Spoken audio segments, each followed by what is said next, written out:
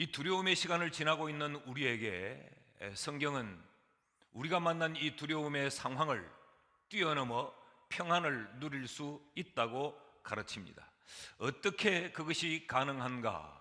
우리가 이 두려움의 상황을 뛰어넘어 평안을 누리려면 우리에겐 무엇이 필요한가? 어떻게 하면 이 두려움의 상황을 뛰어넘어 우리가 평안을 누릴 수 있는가? 성경은 우리에게 잘 아는 오늘 이 빌립보서의 말씀을 통해서 세 가지를 가르치고 있습니다. 그 첫째는 우리가 기쁨을 붙잡으면 평안을 누릴 수 있다라고 말씀하고 있습니다. 4절 말씀을 우리 같이 한번 읽으실까요? 다 같이 시작. 주 안에서 항상 기뻐하라. 내가 다시 말하노니 기뻐하라. 성경은 우리에게 기뻐하라라고 말합니다. 여러분, 이 말씀이 여러분의 마음에 와 닿습니까? 기쁨이라고 하는 것은 염려와 이 불안이 해결될 때, 염려와 불안의 상황이 반전될 때 우리에게 주어지는 것인데, 염려와 불안의 상황에 있는 두려움을 가지고 있는 우리에게 그 두려움을 뛰어넘기 위해서 우리에게 필요한 것, 그것이 바로 기쁨이다. 기뻐해라 라고 말하고 있는 것입니다. 참으로 받아들일 수 없는 그런 말씀이지 않습니까? 그런데 이 기뻐하라라고 하는 이 말씀의 의미를 이해하면 우리는 이 말씀이 충분히 우리에게 이해가 되어집니다. 여기에서 말하는 이 기쁨이라는 이 단어는 이 카이레테라고 하는 말을 쓰고 있습니다. 기뻐하라. 여기 말하는 이 기쁨의 의미, 카이레테라고 하는 이 의미를 이해하면 오늘 본문이 왜 우리에게 기뻐하라고 말했는가, 이 기쁨이 무엇을 우리에게 가르치는가를 제대로 이해할 수가 있습니다. 여기 말하는 이 기쁨을 영어 성경에는 보면 rejoice라고 쓰여져 있습니다. 이 기쁨, rejoice는 어떤 기쁨이냐? 리조인된 기쁨이다, 그런 이야기죠.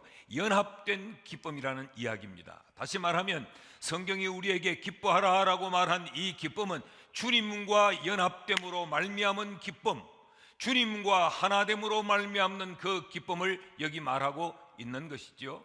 그러니 이 기쁨은 어떤 상황으로 인하여 누리는 기쁨, 상대적으로 누리는 그 기쁨이 아니고 주님과 연합됨으로 말미암아 누리는 그 절대적인 기쁨, 본질적인 기쁨을 이야기하고 있습니다. 염려와 불안에 붙들려 있는 우리에게 어떤 상대적인 기쁨을 누릴 수는 없다는 이야기입니다. 우리가 어떤 환경의 변화로 인한 이 기쁨은 지금 우리가 누릴 수 없다는 것이지요. 우리가 만난 이 상황, 이 현실은 우리에게 도무지 기뻐할 수 없는 상황이기 때문에 우리는 염려와 불안의 포로가 되어 있는데, 이때 이 염려와 불안을 넘어설 수 있는 그 비결이 뭐냐?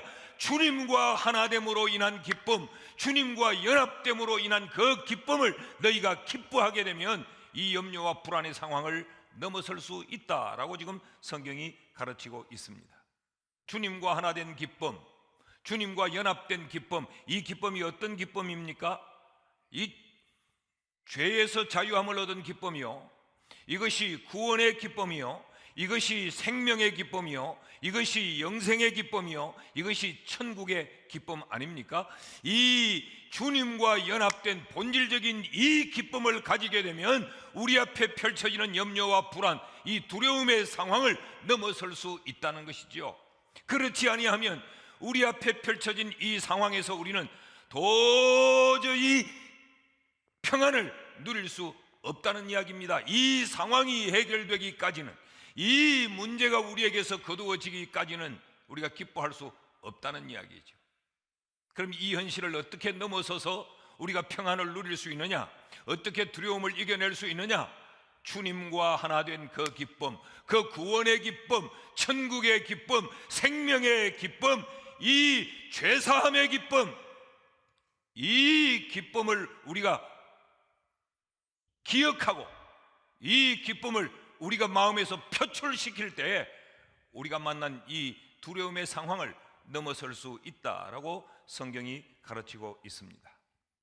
그런데 이 기쁨을 기뻐하라라고 말하면서 어떻게 기뻐하라고 말합니까? 주 안에서 기뻐하라라고 말합니다.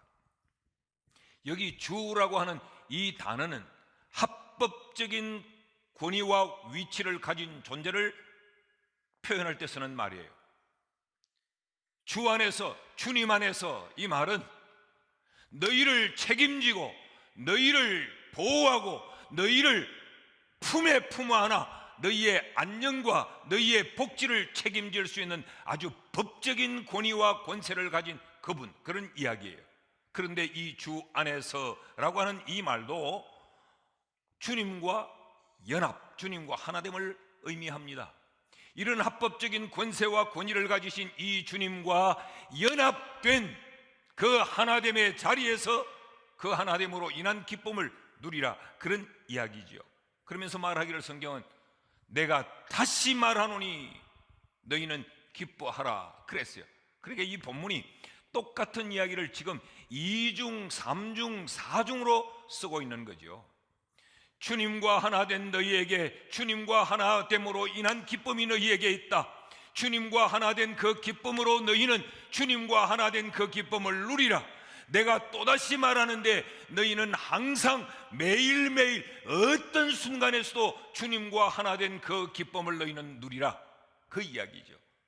그러니까 기뻐하라라고 하는 이 말은 사실은 기쁨이 초점이 아니라 주님과 하나됨, 연합이 초점인 것입니다. 그러니까 기쁨은 주님과 하나됨으로 말미암아 자연적으로 파생되는 결과적인 현상이지요. 다시 설명을 드리면 너희는 주님과 하나 되지 않았느냐? 그 주님과 하나 된 기쁨이 너희에게 있지 않느냐? 너희는 주님과 하나 된 그 기쁨, 그 구원의 기쁨, 그 영생의 기쁨, 그 죄사함의 기쁨, 그 천국의 기쁨이 너희에게 있지 않느냐? 그 기쁨으로 너희는 항상 모든 순간 앞에서도 너희는 기뻐해라. 내가 다시 말한다. 너희 안에 이 구원의 기쁨이 있지 않느냐? 천국의 기쁨이 있지 않느냐? 세상 그 무엇으로도 흔들 수 없고 흔들리지 않고 빼앗기지 않는 그 구원의 기쁨이 너희에게 있지 않느냐? 그 기쁨으로 너희는 기뻐해라. 그것이 상황을 넘어설 수 있는 비결이다 라고 지금 성경이 말하고 있습니다. 여러분, 오늘 우리에게 이 기쁨이 필요합니다. 우리 속에 주님이 주신 기쁨, 주님으로 말미암는 기쁨, 이 구원의 기쁨, 영생의 기쁨, 이 천국의 기쁨이 우리 안에 있단 말이죠.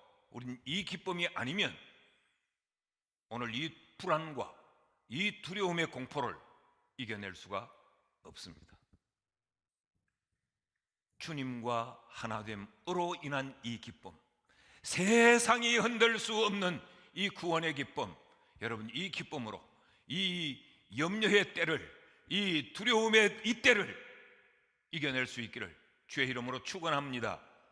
왜? 이 기쁨이, 이 주님과 하나 된 이 기쁨, 이 구원의 기쁨, 이 천국의 기쁨이 우리가 당한 이 상황과 현실을 뛰어넘을 수 있는가? 2000년 전에 예수님께서 이 땅에 오실 때에 천사들이 이렇게 정언했습니다. 그 정언을 한번 들어보시죠. 누가복음 2장 14절 말씀입니다. 지극히 높은 곳에서는 하나님께 영광이요, 땅에서는 하나님이 기뻐하신 사람들 중에 평화로다 그랬어요.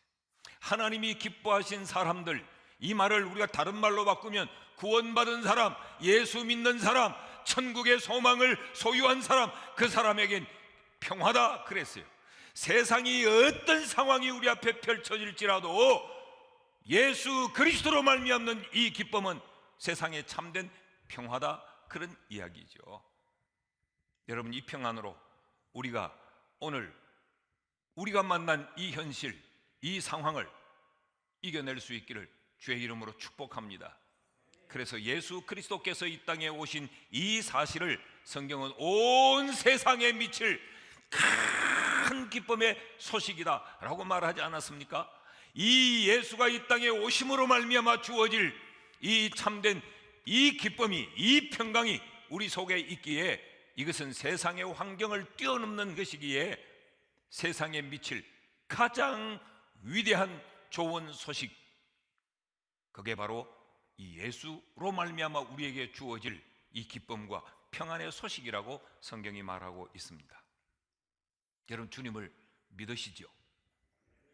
그 주님이 내 안에 계심도 믿으십니까? 그렇다면 우리는 주님과 하나 된 자예요.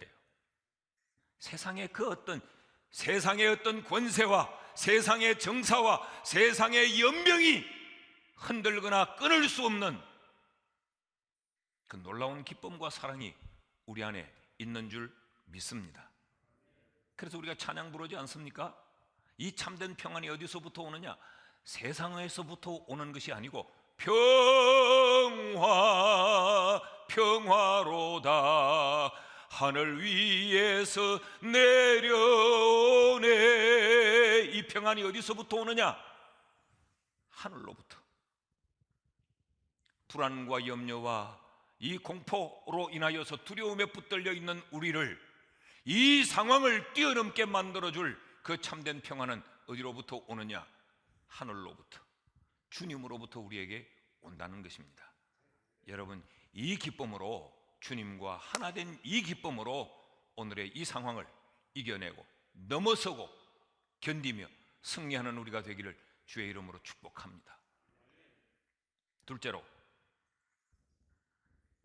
이 두려움과 이 불안과 이 염려의 상황을 뛰어넘기 위해 우리에겐 무엇이 필요한가? 관용이 필요하다라고 가르치고 있습니다.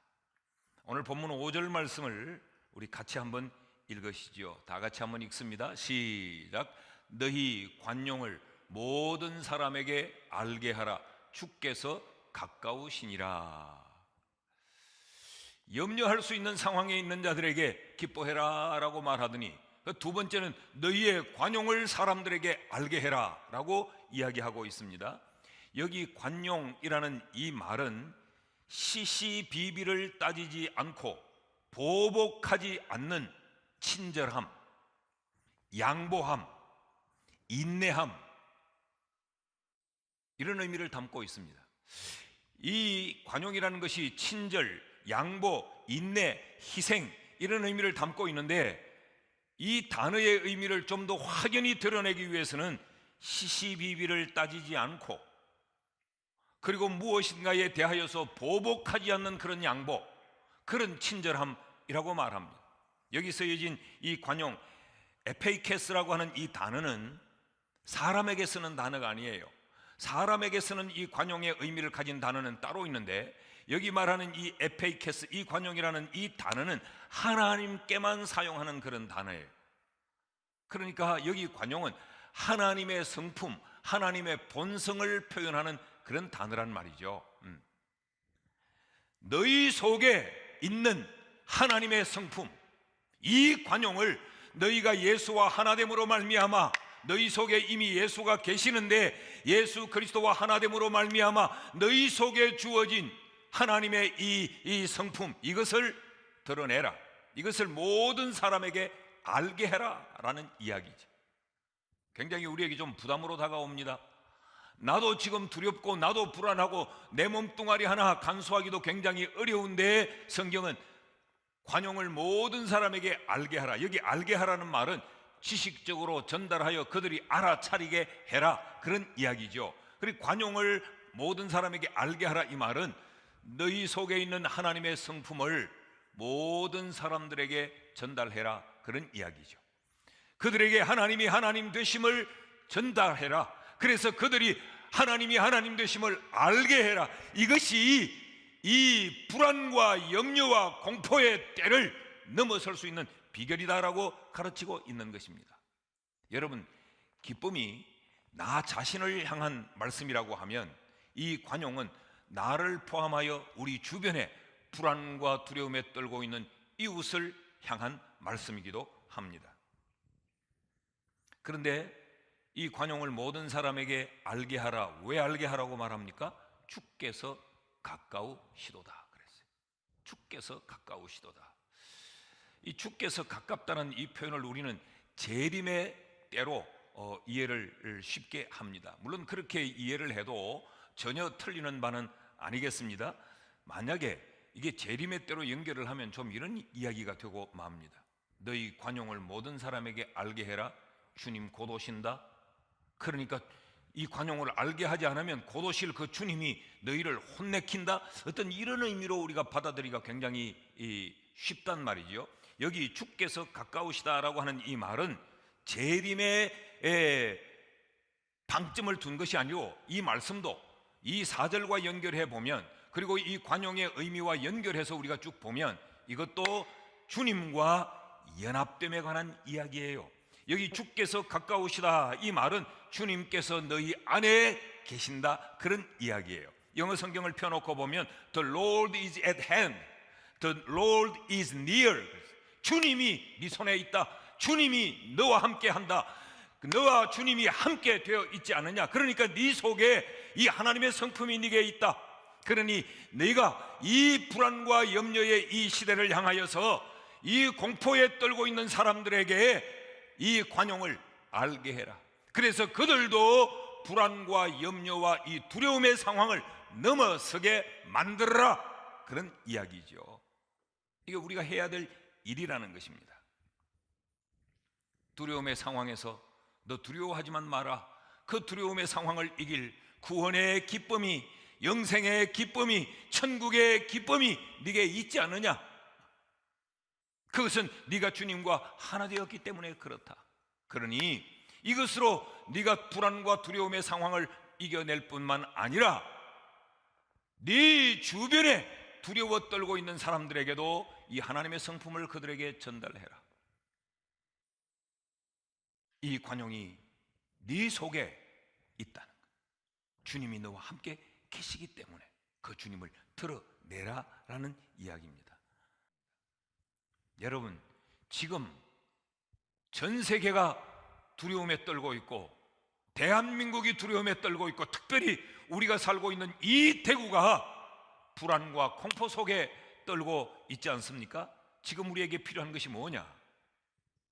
우리도 두려움에 붙들려 있지 말고 오히려 그 두려움을 떨치고 일어나 우리 속에 있는 이 하나님의 관용을 두려움에 떨고 있는 모든 사람들에게 알게 하는 것입니다. 이것이 상황을 넘어서서 평안을 누릴 수 있는 비밀이라고 성경이 가르치고 있는 것이죠. 우리는 지난 주간에 이 대구 지역에 상가에서 상가를 임대해 개척하는 그 개척교회들이 교회의 존립에 직격탄을 맞습니다. 그래서 우리 교회는 우리도 지금 어려운 상황이지만 개척교회를 하는 그 교회들을 돕기 위해서 한 교회당 100만 원씩, 지금 이 당회가 한 5천만 원을 월 임대료를 돕자고 결정을 하고 전달을 했습니다.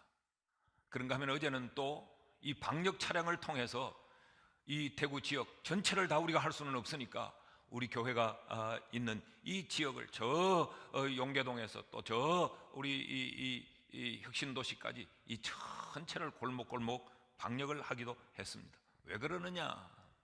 이것이 바로 관용을 모든 사람에게 알게 하는 일이기에 이 두려움에 떨고 있는 사람들을 우리가 섬기는 일이란 말이죠. 이것이 나뿐만 아니라 우리 모두를 함께 두려움을 이겨내고 우리의 마음에 평안을 누리도록 만드는 비결이기 때문에 그렇습니다. 사랑하는 여러분, 우리가 서로 함께 모임은 못하지만 두려움에 떨고 있는 우리 이웃들에게 전화 한 통이라도, 그리고 그들에게 문자 하나로도 서로 위로하고 격려하면서 우리 속에 있는 하나님의 관용을 그들로 하여금 알게 하는 이 관용의 실천을 우리 이웃부터 또 멀리 떨어져 있는 우리가 아는 친구들에게까지 우리가 관용을 드러내는 이 삶이 우리에게 있기를 주의 이름으로 축복합니다. 마지막으로 이 불안과 두려움의 상황을 넘어서는 또 하나의 비밀은 무언가?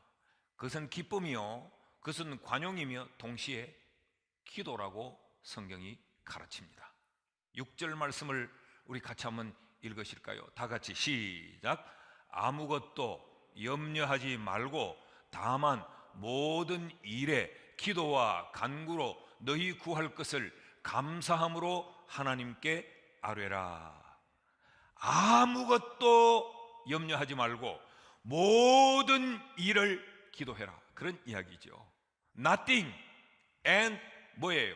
Everything, 모든 것을 기도로 해결할 수 있다. 아무것도 염려할 것이 없다, 그런 이야기죠. 왜 염려하지 말라고 말합니까? 염려는 평안을 만드는 해답이 아니기 때문에 그렇습니다. 그래서 마태복음엔 주님이 뭐라고 가르칩니까? 염려한다고 해서 키를 한 자나 더 크게 할 수 있겠느냐? 그런 이야기죠. 염려는 우리를 불안하게 만들 뿐이지, 염려는 우리의 당한 현실을 해결할 수 있는 능력이, 해답이 못 됩니다. 여러분, 우리는 염려는 밤을 새워 합니다. 염려는 그친 숨을 몰아쉬면서도 우린 염려를 합니다. 그런데 그 염려를 기도로 바꾸지는 않습니다. 염려하면서 밤을 자지 못하고, 염려하면서 약을 먹어가면서 염려하고, 우리는 그 염려하면서 우리를 점점 더 피폐하게 몰아넣어요. 그러면서 기도하지는 않습니다. 여러분, 기도는 우리의 상황을 바꿀 수 있지만 염려는 우리의 현실을 바꾸지 못합니다. 7절 말씀을 보실까요? 그리하면 모든 지각에 뛰어난 하나님의 평강이 그리스도 예수 안에서 너희 마음과 생각을 지키시리라 그랬어요.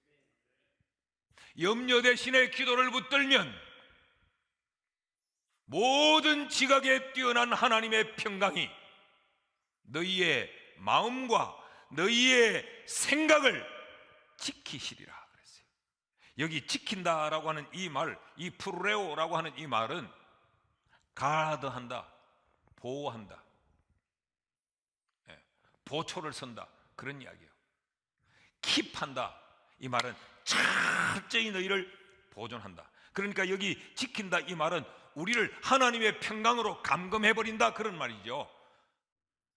여러분, 우리가 기도하면 지금 불안하고 두려운 내 마음과 내 생각을 하나님의 평강이 보초를 써줍니다.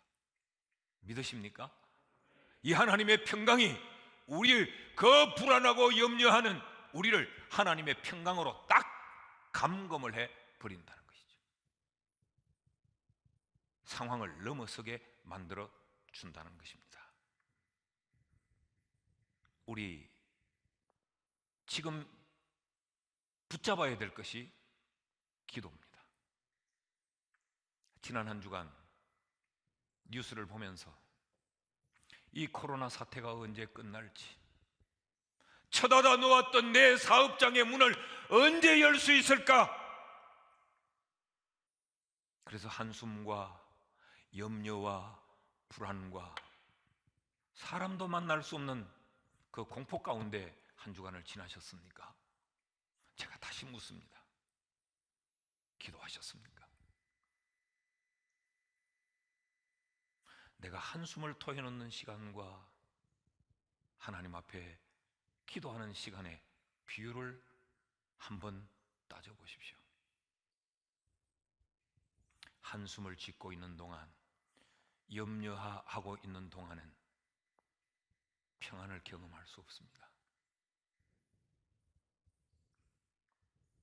아무것도 염려하지 말고 모든 일에 기도와 간구로 너희 구할 것을 감사함으로 하나님께 아뢰라.